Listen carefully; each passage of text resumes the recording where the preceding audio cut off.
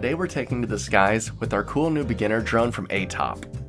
I'm a bit of a drone connoisseur and love testing all different types of drones. These beginner drones are fun to practice and learn on, especially if you're interested in getting a more expensive drone in the future. You can crash them and it won't cost you a lot to learn from your mistakes. So that being said, I'm really excited to test this and dive into the flight test. But first, what's in the box? Inside, you have a bag containing a manual, charging cable, batteries, and some spare props.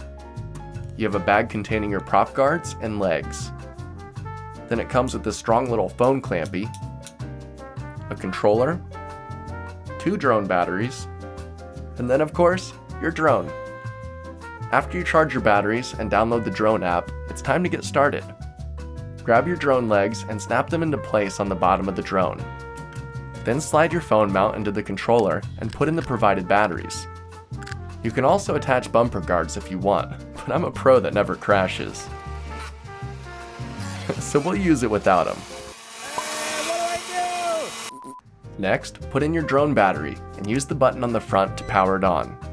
Then power on your controller, mount your phone, and then connect to your drone's Wi-Fi.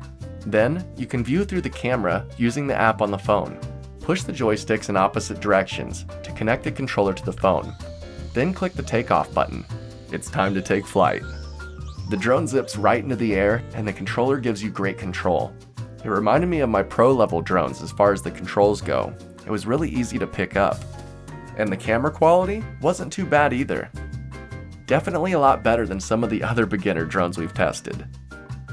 But again, you're probably using this as a hobby drone and not for professional photos. But actually being able to see what's going on is a nice feature. Like most beginner drones, you need to fly this on days with little to no wind, and you'll have a great experience. Now if I'm being honest, I crashed it. I didn't realize I enabled headless mode and I flew right into a tree. Whoops. But the good news is, the drone's durable.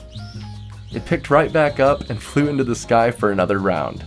I flew it until the battery exhausted and went back, grabbed the spare, and then flew it some more. It was a lot of fun and was cool to see our property from above. So if you're looking for a fun beginner drone to practice with, this drone might just be for you. It's durable, comes with spare batteries and props, and can even do flips and rolls. So if you'd like to get one for yourself, please use the affiliate link in the description below. It helps support the channel and it doesn't cost you any extra. Till next time, I'm gonna go charge my batteries and then fly the drone some more. See ya.